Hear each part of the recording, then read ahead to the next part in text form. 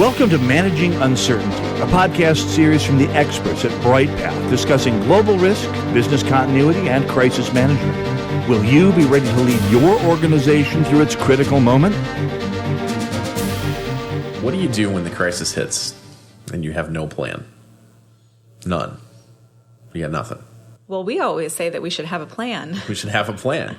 Yeah, but we do. We definitely have a lot of people coming to us, right, that don't have plans. Usually following a major crisis, we get the question about, can you help us develop crisis plans? Which, of course, we turn into a discussion of plans are great, but you need a framework first and plans follow.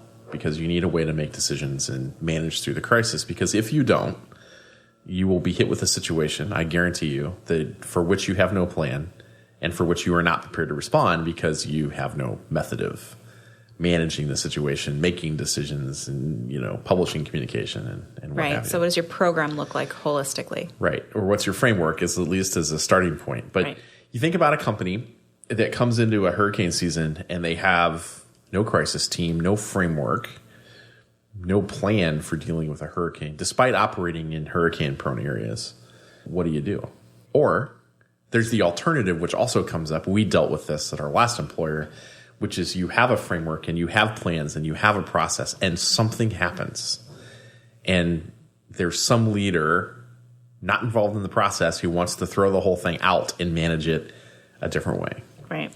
And we always go back to a saying from the infamous Texas Director of Emergency Management for many years, Jack Colley, who said, emergency management is not an effing pickup game. And we've bastardized into crisis management is not an effing pickup game. Right.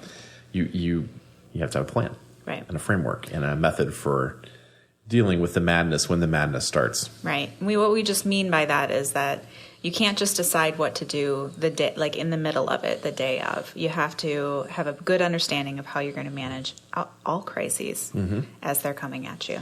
We talked with a current client of ours where we're not doing crisis work, but we're in there doing some other stuff. And they were impacted by the recent hurricane season, and they had some specific challenges. And their challenge, because they did not have a crisis framework or a crisis management plan or really a defined crisis management team.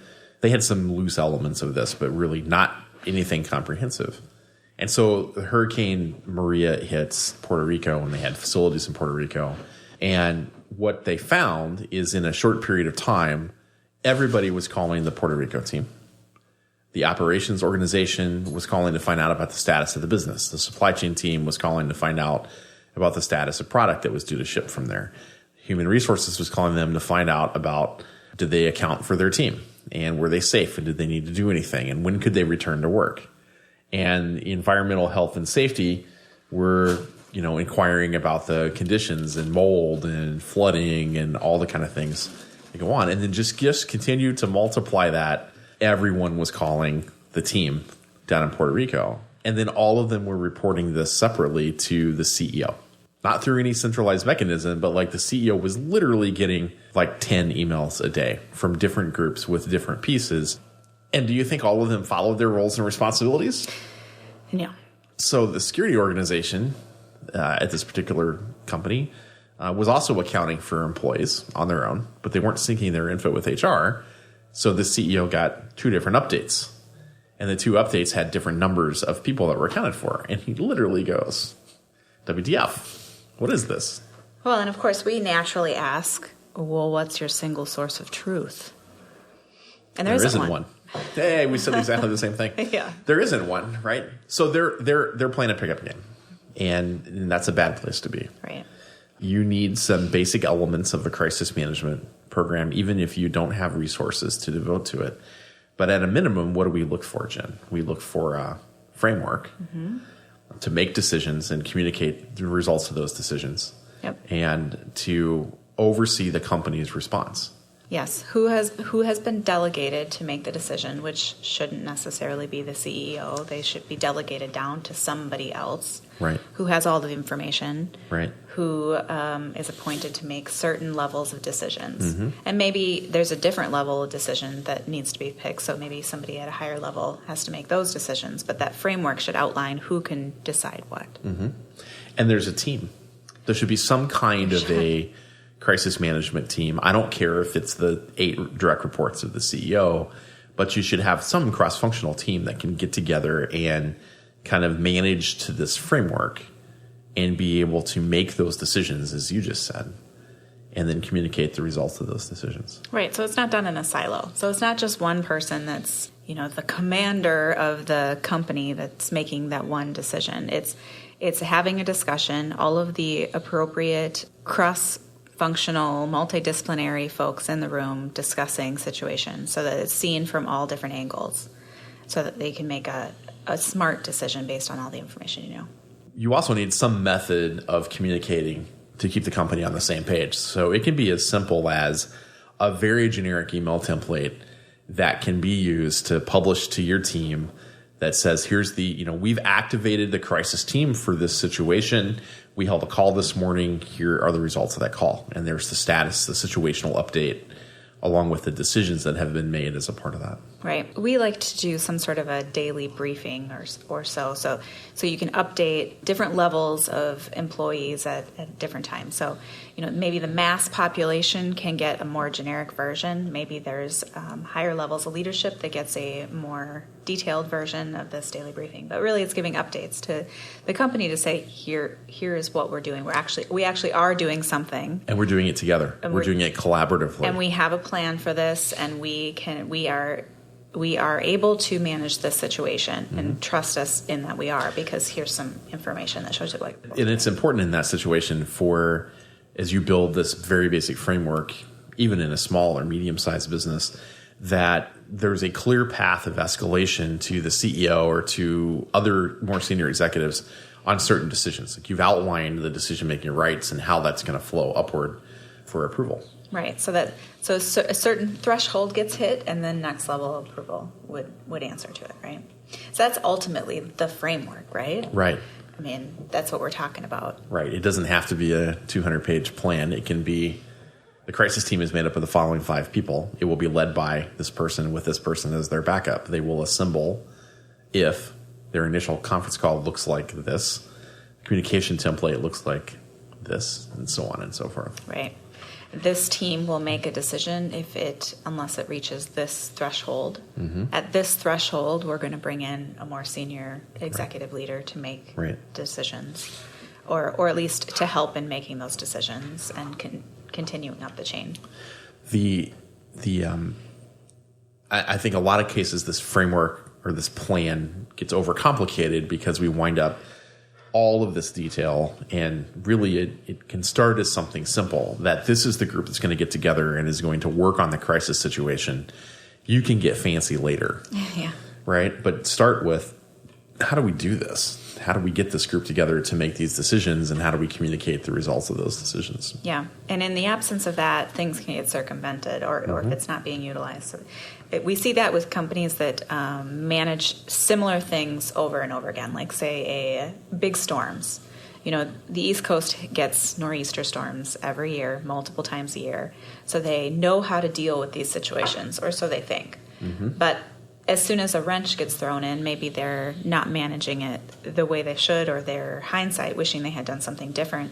And these types of situations, if they're managed through this framework every time consistently, then things like that aren't being missed. Mm-hmm.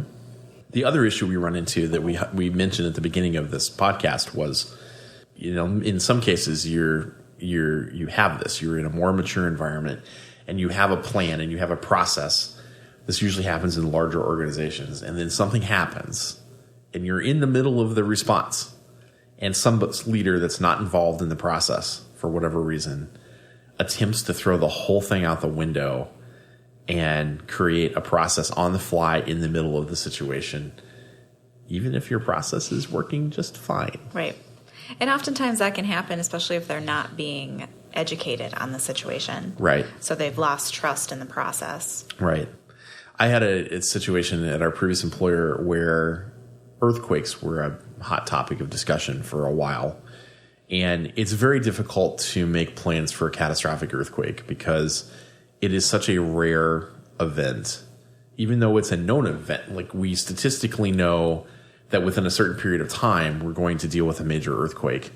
in the United States, we just haven't since the 1980s, a big one. I'm talking like the California kind of earthquake that's, could be very damaging. But it's difficult to prepare for that. And it was incredibly difficult for some leaders at our previous employer to understand, hey, your actual crisis team is not that concerned about the major earthquake response because we have these things in place and we have the framework in place. And I'm not really sure what they were looking for other than like the 200-page crisis plan for dealing with an earthquake, which of course we didn't believe in that kind of planning in this particular case. So, as we did exercises with them, they literally wanted to throw the whole thing out and go down the pickup game route, which would have been a disaster in my mind. But it was tough for folks to understand the difference there. I think to your point about, maybe education is the opportunity, but you've got to stick to your plan and stick to your guns unless it's not working. Right. And then if it's not working, then fix it. Then the ad hoc comes in, right? Yeah. Because it's not working. You're going to go a different direction. And it's okay to make those decisions. You can't just ad hoc for the purpose of ad hocing. If you're ad hocing because you're not familiar with what the current plan is, then that's more of a problem than adapting to the situation. Mm-hmm. And then on that note, then that's going to come out in an AR, which we've talked about. Right. And then the plan itself should be updated. Right. So overall, have a framework, have a plan, at least on how you're going to manage through a crisis situation. Focus on the team, decision-making rights, communication, basic templates, conference call templates, etc. That's where to start. But going into a situation without a plan because you're not willing to take the time to invest in that will put you in a world of hurt when the major incident comes knocking for your company. You will not perform as well as companies that do invest in this area. I'd be remiss in not pointing out we sell some of this material like this on our website, crisisplaybook.com, where there's a simplified crisis framework along the lines of what we just talked about. Thanks for listening to this episode of Managing Uncertainty, produced by the experts at Bryghtpath. To receive notifications of new episodes, join our newsletter at bryghtpath.com or subscribe through your favorite podcast player, such as iTunes or Google Play. Learn more about the services and trusted advice from Bryghtpath by visiting bryghtpath.com. That's BRYGHTPATH.com.